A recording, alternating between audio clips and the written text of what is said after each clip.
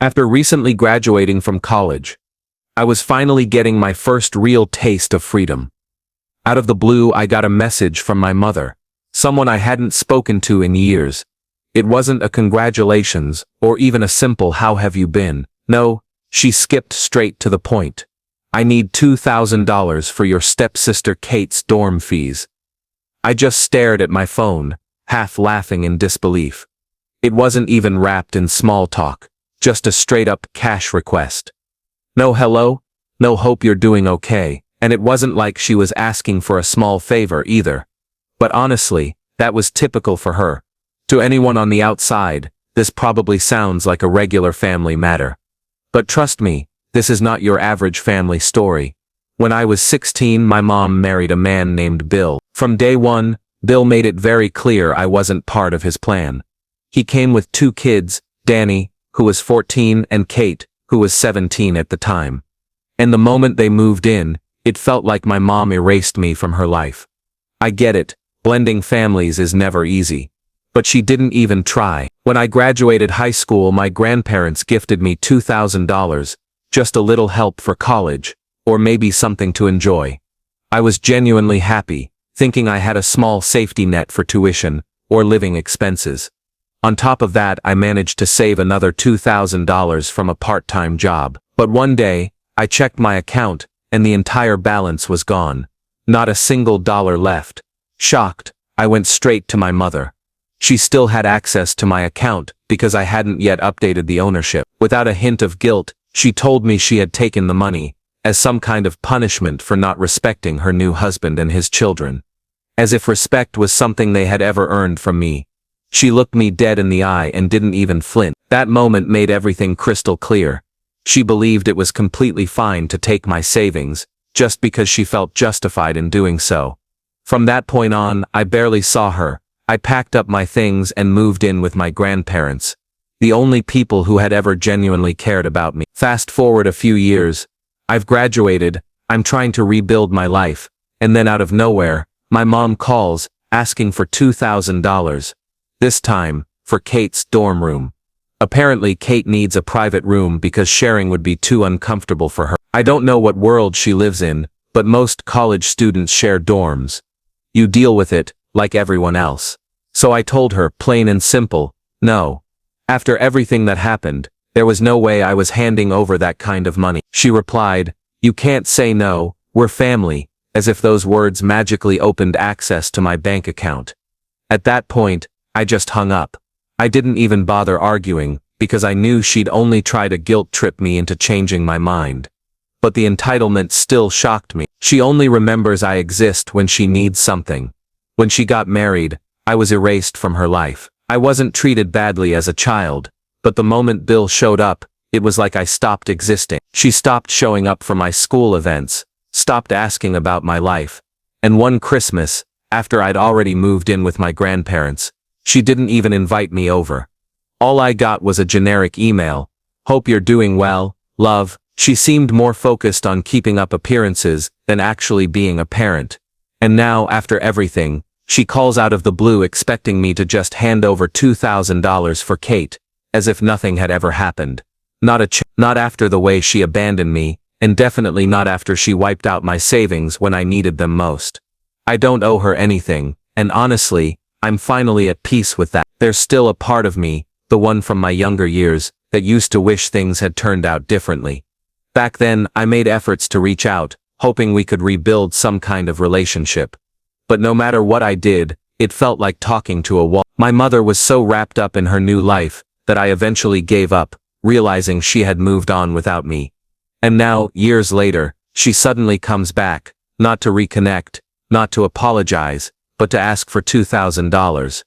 As if we were best friends and nothing had happened. It's clear she still sees me as the same child she could easily guilt into doing whatever she wanted. But I'm not that person anymore. I've worked hard to rebuild my life, and I'm not about to let her manipulate me into paying for anything. After that call, I blocked her on every platform. And honestly, it felt like a weight had finally been lifted off my shoulders. I'm not some walking ATM, available whenever it's convenient for her. I am not her backup plan, and if she ever tries to reach out again, I think she'll be in for a harsh reality check. Because I'm done. Everyone has to draw the line at some point, and for me, that time has come. At first I believed hanging up on her would be the end of it. I thought the message was clear enough. I wasn't going to hand over money just because she asked. But a few days later, I was at home, relaxing on the weekend, when my phone rang. I didn't even have to check to know who it was. Of course, my mother. At first I wanted to ignore it, figuring there was no point. But a tiny part of me hoped that maybe, just maybe, she was calling like a normal person. Maybe to apologize. But no, without even a hint of small talk, she jumped straight in. Listen, I spoke with Bill and we came up with a new plan. She sounded almost excited, like she was sweetening some kind of deal. According to her, Kate absolutely needed a private room, because sharing a dorm would make her uncomfortable. So now the plan was for Kate to move into a 2-bedroom apartment with her own bathroom. And guess who they wanted to help pay for it? Me. Again, the total cost for this luxury arrangement. $3,800 for the semester. And they expected me to pitch in $1,000 a month, for a stepsister who barely acknowledges my existence. I couldn't help but laugh. $1,000 a month, for a dorm I'll never even set foot in. Unreal. So I asked her directly, why is this even my responsibility? And that's when the guilt tripping started. You've never given anything to this family, she said. It's time you pay back and fix your mistake. What mistakes? I hadn't done anything to her or to them. She even had the nerve to bring up the fact that I lived with my grandparents, as if that made me some kind of burden. But the truth is, my grandparents were more than happy to support me, especially after everything she had done. In her mind, I owe her for every single thing she's ever done for me. But the reality is, the people who truly supported me were the ones she turned her back on too. I could feel the anger building, but I refused to let her pull me into her emotional game. So I simply asked, when are you going to repay the $4,000 you took from me back in high school? That set her off instantly. She started yelling, claiming she'd done everything for me, and that I was being selfish and ungrateful. I told her plainly, you never even apologized for taking that money. You didn't acknowledge it, not once. But she wasn't listening. She just kept shouting about how I had abandoned the family, and how I was now ruining Kate's future by refusing to help. Apparently, Kate's entire future would fall apart if she had to share a room with a roommate like every other student. But this wasn't a request, it was a demand. There was no please, no real conversation, just a list of what I was expected to do, as if my own life and hard work meant absolutely nothing to them. And don't even get me started on Kate's attitude. She clearly believed she was too good for a normal dorm experience. Meanwhile, I managed just fine living in a tiny room with a stranger all through college. That was the moment I was fully done. I told her, I'm not giving you a single cent, you'll have to figure it out without me. And I hung up. Again, but this time it wasn't even about the money. It was about the sheer entitlement, the complete lack of respect for me, my life, and the boundaries I had tried to set. Even as I hung up, I could feel it, this probably wasn't the last time. But at least now, I know exactly where I stand. I hung up. My mom has always been the kind of person who pushes and pressures until she gets exactly what she wants, and I knew this time would be no different. That same evening, like clockwork, she sent me a long text message. It was practically an essay, all about how I was tearing the family apart, and how now that I was earning money, it was my duty to step up and contribute as if I were some sort of reckless kid who had spent years wasting everything, and now needed to repay for my so-called mistakes. It was honestly impressive how she managed to twist the entire situation. After years of dealing with her manipulative guilt trips, I knew the pattern by heart. After reading that message, I blocked her everywhere. Phone, social media, email. I couldn't do it anymore. I couldn't wake up every day wondering when the next emotional ambush would hit. And even though I tell myself I don't care, deep down, there's still that part of me, the part that wishes things had turned out differently. Maybe one day, I thought, my mother would finally see me as her child, not just as some walking ATM. But I also knew the truth. That day would probably never come. I had made my choice, and so had she. I thought it was finally over after that last call. But a few days later, my phone buzzed again. This time it was my Aunt Linda, one of the few people on my mother's side who had ever really had my back. I figured she was just checking in. But the message read, Your mom has been calling me non-stop. She's upset that you blocked her. Maybe you should at least talk to her. I couldn't help but roll my eyes. I knew exactly what this was about. Linda meant well. She always tried to be the family's peacekeeper. But I texted back, clear and simple. She's only upset because I refused to pay for Kate's dorm. Linda, being Linda, tried to reason with me. She suggested I meet up with my mom and set some boundaries. But I told her, the boundaries were already set.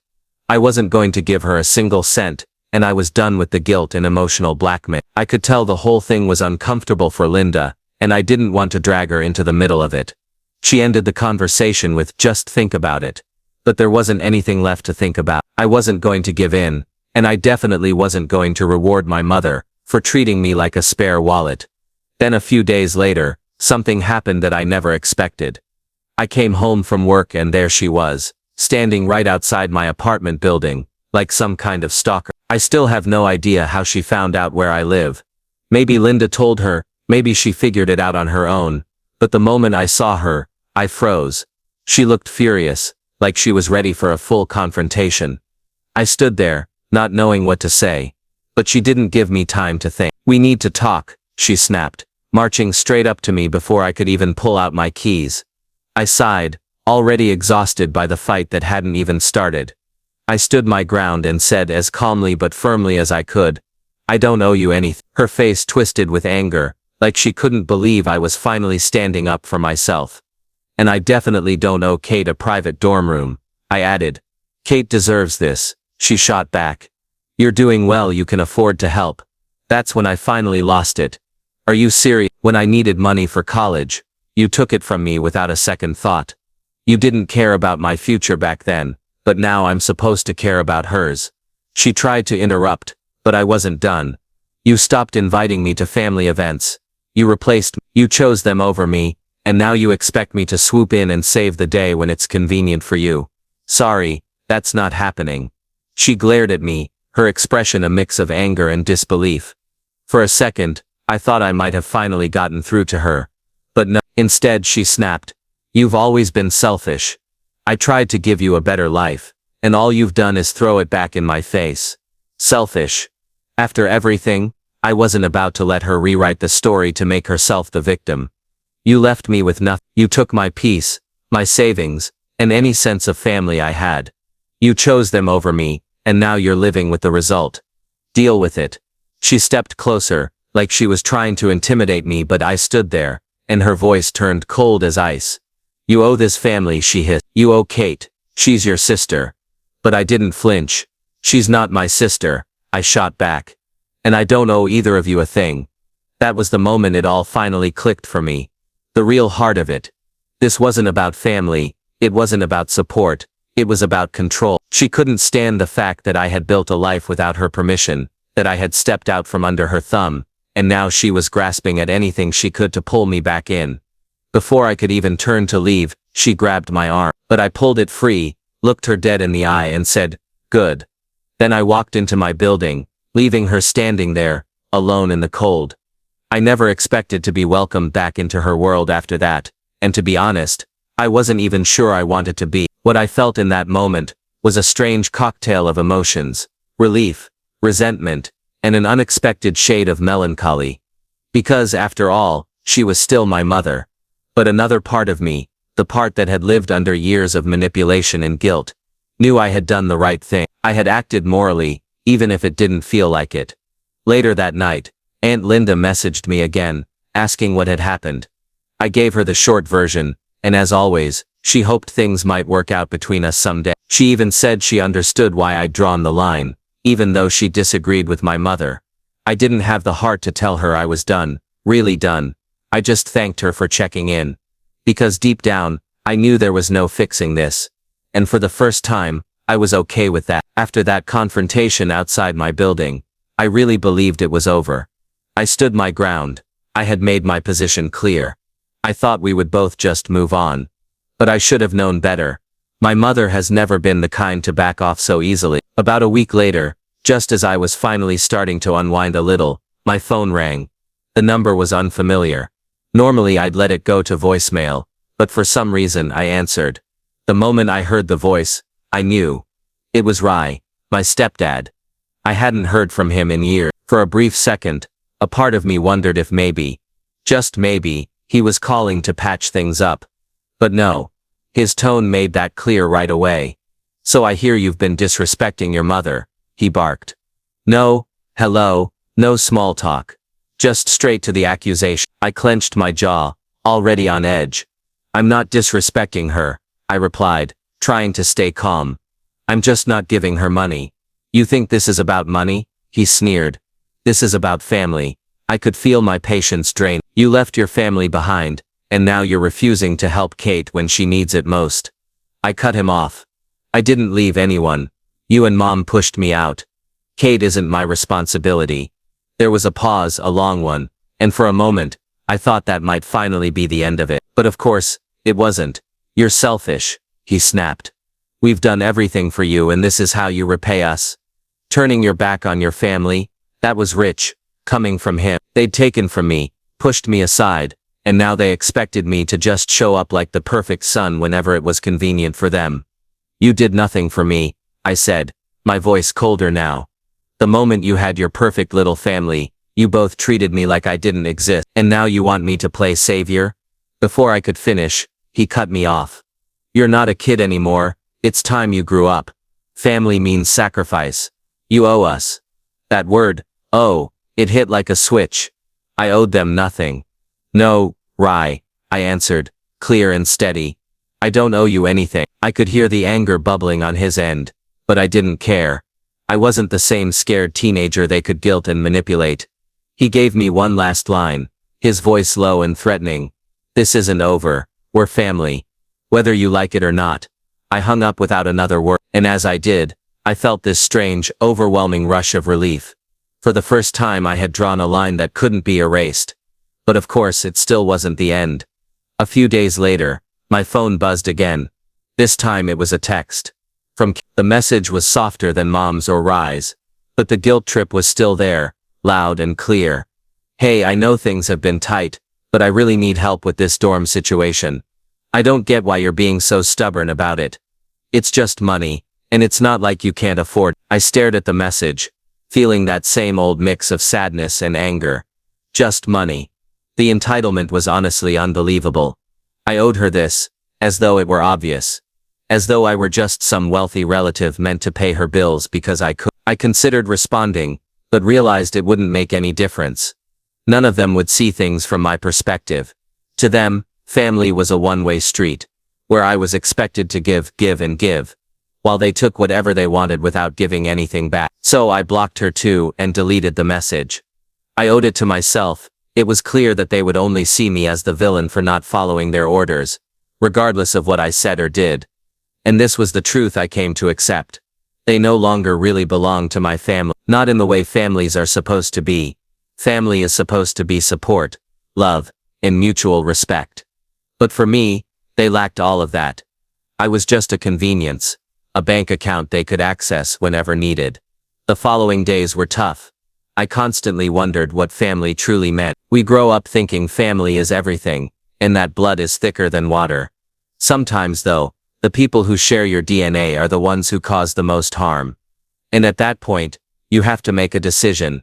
Just because they are family, do you keep letting them hurt you? Or should you leave behind those who are supposed to love you unconditionally, and walk away to preserve your peace? I chose to walk away. It wasn't easy, and I felt a little guilty and depressed. But the other side of me knew I made the right choice. I wasn't going to let them drag me down forever. That evening, as I lay in bed, I felt a strange sense of peace. I wasn't lying awake wondering when the next call or guilt trip would come. I wasn't always on edge, waiting for the next request for money. I felt free. To be honest, it felt amazing. Things stayed quiet for a few weeks. I focused on my job, saw my friends, and just lived my life without that constant shadow of family drama hanging over me. I finally started to feel like I was putting my life back together. But one evening, I came home from work and found an envelope in my mailbox. It was addressed to me with no return address. Who even sends letters anymore? I almost didn't open it, but something about it felt strange, so I did. When I read it, my vision blurred. It was from my mother. It was a legal notice. She was apparently planning to take me to court over what? Family obligations.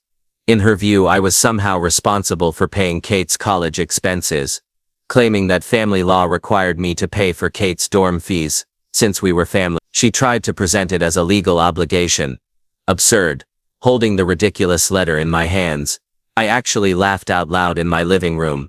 It seemed like a joke. She went from asking for money to threatening to sue me. But that wasn't the case. She was claiming that I was ethically and legally bound to help Kate, because I was successful.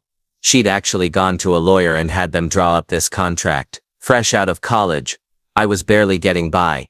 I was just trying to figure out my own life and pay rent. Even if I were doing better, that wouldn't mean I owed them a single thing, especially not after how they had treated me. I didn't waste any time. I called my grandparents and told them what was happening. They were just as shocked, even more so, in fact. My grandma gasped, and my grandpa, usually a quiet, reserved man, was furious. His voice was calm but low as he said, "They've lost their minds. Don't worry about anything. We'll get this sorted out." He wasn't kidding. My grandparents immediately contacted a lawyer friend of theirs. I scheduled a meeting with the lawyer, who assured me that the case was ridiculous. A few days later, I learned that family guilt trips have no standing in court. Still, the whole situation was mentally exhausting. Even knowing I was in the clear, it was hard to believe my mother would go to such lengths to try to get money from me. Though she had always been manipulative, this was on an entirely different level. The day after my meeting with the lawyer, I received another letter. This one was handwritten by my mother. It seemed like her last-ditch effort to convince me. The tone was completely different from the legal notice. She was playing the victim, saying things like, "I never wanted it to come to this. I just need you to understand how much we need your help. I'm still your mother, and I love you no matter what." As if that would somehow erase everything that had happened. It was pathetic. The shift from threatening me with legal action to begging for forgiveness was stark. It was clear she only cared about what she could get from me. She didn't care about me at all. I barely finished reading the letter before I crumpled it up and threw it in the trash. I was done. Completely done. I had already cut them out of my life. But this legal threat took it to a level from which there was no return. I wasn't going to let her drag me into any more chaos or give her another chance to manipulate me. It was time to walk away for good. The lawyer advised me to issue a formal response, essentially telling her to back off. A few days later, I learned she had dropped the entire matter. She probably realized she wasn't going to win and didn't want to waste money on a losing case. Finally, things started to calm down. Not from my mom or Kate, but to be honest, it felt like a huge weight had been lifted off my shoulders after years of stress. Calming down. I used to let them run my life with guilt trips and manipulation. Now, for the first time, I feel free. Looking back, I'm glad I stayed grounded, even though breaking ties with my own family was difficult. It was the right decision. I deserve more than to be treated as a backup, valuable only when they need something from me. Family is meant to provide support and affection, not to be taken from when it suits them. Though I don't know what the future holds, one thing is clear: I will never allow them back into my life. Not after everything they've done. It's sad, yes. And I wish things had turned out differently. But sometimes, preserving your peace means distancing yourself from those who are supposed to love you. Moving forward. I'm moving forward, doing it on my terms. I believed I was finally free after everything that happened with my mom, Rye, and even Kate. I stood my ground, severed relationships, and dealt with that absurd legal threat. I felt like I could breathe again, like I was finally moving on from a problem that had weighed me down for years. This was the first time in years things stayed calm for any length of time. I wasn't constantly checking my phone for the next demand or guilt trip. I was just living a few weeks. A few weeks passed without drama. I spent more time with friends, focused on work, and returned to the little things that brought me joy. To be honest, this sense of tranquility felt strange. I hadn't felt it in years. I thought maybe, just maybe, they had finally given up. But one evening, I came home to something unusual. As I walked up to my apartment from work, I noticed a handwritten note, tucked in my doorframe. My gut churned. The note read, "Family isn't something you can just leave behind." There was no name. "You owe us."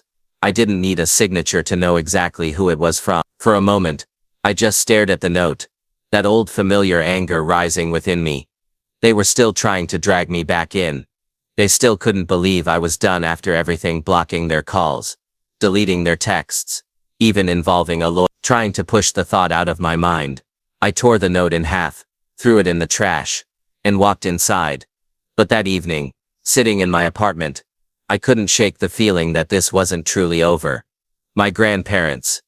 The next day, I went over it with my grandparents. Throughout this whole process, they had been my rock, always understanding, never pressuring me. I nodded, agreeing with my grandfather when he shook his head, and said, "They're desperate. They're angry because they can't control you anymore." My mom had always tried to guide me down her path, to make me feel as though I owed her for every little thing she did. And now, after all this time, I was finally standing on my own. She couldn't stand it. They simply couldn't accept that I wasn't under their control anymore. They weren't reaching out because they cared about me. I wasn't the child they could manipulate anymore. Now, I was just me, and they couldn't handle that. I was resolved. With that in mind, I decided to take the final step. The next day, I went to the leasing office in my building, and had them update my account to block anyone from accessing it without my permission. I also made sure my workplace knew to keep my information private. I even considered changing my phone number. I was resolved to live free from their influence, and I wanted to make it as difficult as possible for them to contact me. Spending my days looking over my shoulder, wondering when the next note or message would show up, didn't appeal to me. I had come too far and fought too hard to reach this point of peace. I wasn't going to let them drag me back into chaos. And finally, everything went silent. Days turned into weeks, and each one felt lighter than the last. I kept focusing on building a life I could be proud of. My friends commented on the change, saying I seemed more at ease and happy. I discovered closure. I hadn't realized how much of my life had been consumed by worry. As time passed, I started thinking about what family truly meant. Growing up, I always believed that family was unbreakable, a bond that couldn't be severed, no matter what. But now I understood that family isn't just about shared blood or obligations. It's about respect, trust, and genuine care. Those who truly supported me, who raised me and never expected anything in return, were not my mom, Rye, or Kate. It was my friends, my grandparents. Knowing that I wasn't alone in the world gave me peace. I may not have the family I expected, but I have one of my own making. And that realization became my foundation as I continued to build my life. For the first time, I was truly free, stronger, and more grounded. Months passed, without any word from my relatives or my mom. And in that silence, I found closure I never knew I needed. I stopped obsessing over the next shoe to drop, stopped looking over my shoulder. Life just kept. Sure, I had gone through a lot, but I came out of it scarred. Yes, but also with resilience I never knew I had. Every now and then, I'd wonder if they were still out there, simmering in anger, planning some new way to pull me back in. But these thoughts were fleeting, disappearing as quickly as they came. I didn't need their permission anymore. I didn't need their love. Right here, in the life I had created, I had everything I needed. Gradually, I started telling parts of my story to close friends, honestly about the years of manipulation, control, and guilt trips. I was surprised to find some of them had been through similar experiences with their own family. Together, we found a kind of healing, realizing that family dynamics can be complicated and painful, but we weren't alone. We weren't defined by them. Through all of this, I learned one last fundamental truth. Sometimes, the people who share your blood aren't the ones who truly love you. And that's okay. You can create your own family, design your own life, and leave behind anyone who crosses your boundary. I don't expect to hear from my mother, but if she reaches out, I'm ready. I've moved on, focusing on peace and career. I lost my birth family, but gained independence, and a chosen family. I'm moving forward.